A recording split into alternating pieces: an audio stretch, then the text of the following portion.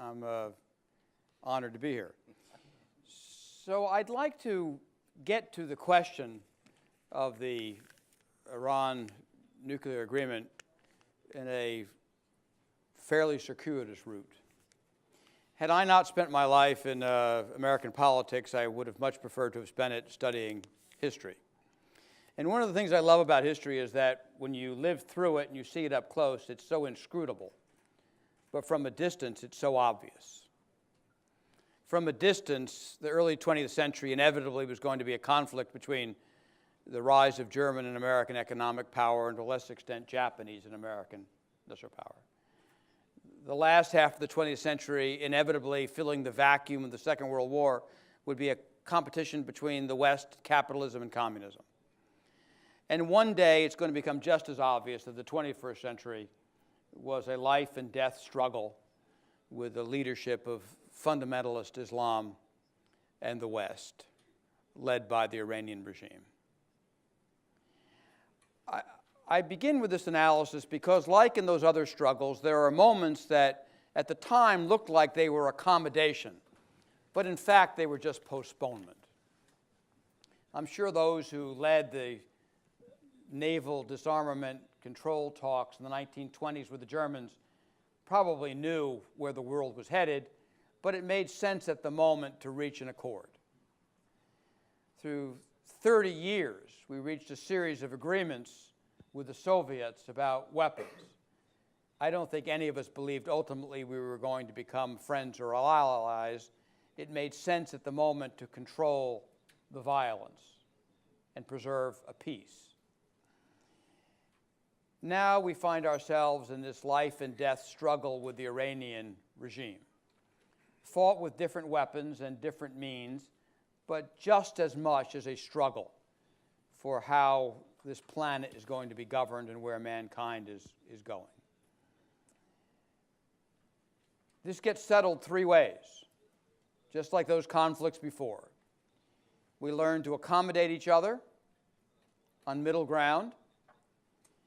We contain one side or the other until natural political and economic forces lead to the demise of the regime or there's armed conflict. No one can seriously believe that given the gap between the West and Iran, we're going to reach an accommodation on middle ground, particularly since they don't want to, and neither do we. This is going to be settled with destruction. I say that leading to the issue of the Iran nuclear talk because during that debate, when it was so polarized, people would immediately challenge you. Are you for it? Are you against it? Is it the right thing to do or the wrong thing to do? I would always startle people by saying, I don't think it matters. Now, I say that because here's my belief about the Iran nuclear agreement. There's no chance the Iranians aren't going to cheat. Not a small chance. There's no chance they're not going to cheat. And with complete confidence in my government, there's no chance we're not going to catch them. And I think everyone went into the talks with exactly that attitude. At one particularly bad moment in the Congress, I remember a colleague saying to me, here's where I think we are. We're pretending to tell the American people the truth, and they're pretending to believe us. Because no one wants to deal with reality. Well, we're pretending to believe the Iranians will comply with this talk, this agreement, and they are pretending to go along with it. This is just kicking the can down the field. It's meeting and agreeing with the Germans to limit the size of our fleets because we're going to become friends with the Nazis. Unlikely. This is meeting with the Russians to decide we're going to conclude that it's the size of our weapons because this is all going to work out. Very unlikely.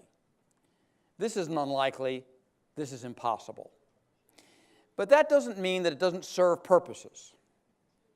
Sitting here today in this date with Barack Obama as president, the American people weary and disgusted about wars in Afghanistan and Iraq, having spent $1 trillion, the inevitable conflict of Iran is something for which we are not prepared, certainly politically, and perhaps militarily.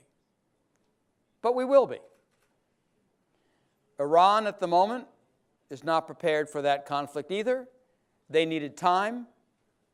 We needed time. And with luck and the grace of God, we don't have to get there because the Iranian people take matters into their own hands. Not impossible. In fact, given enough time, likely. So why did we both want this agreement? Well, as I said, the American position is clear, even if unacknowledged.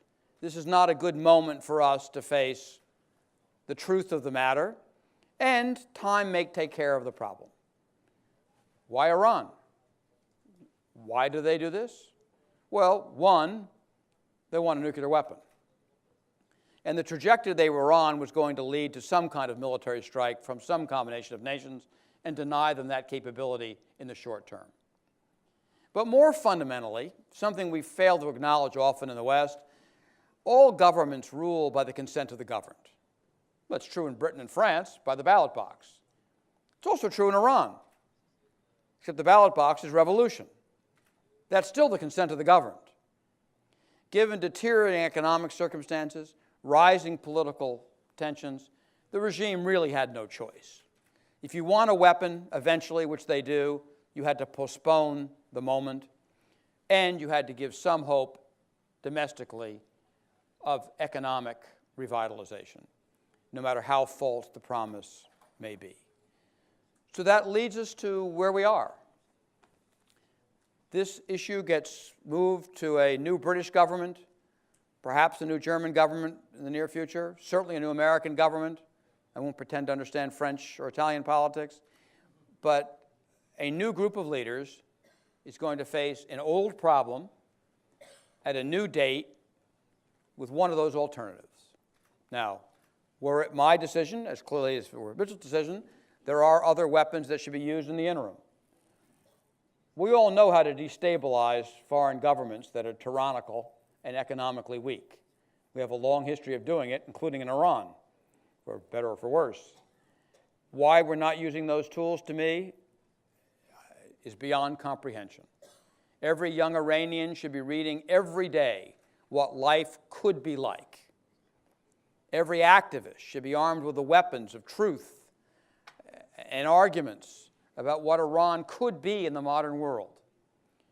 And I know that those who oppose us on that at home believe that they are enlightened. You're not enlightened.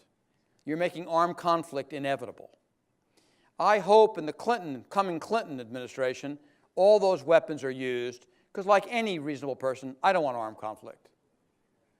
But this is going to get settled one of those two ways in the near future, when both sides have decided they kicked the can far enough down the field on the issue of Iranian nuclear weapons, and we are no longer pretending to believe something we know is no longer true.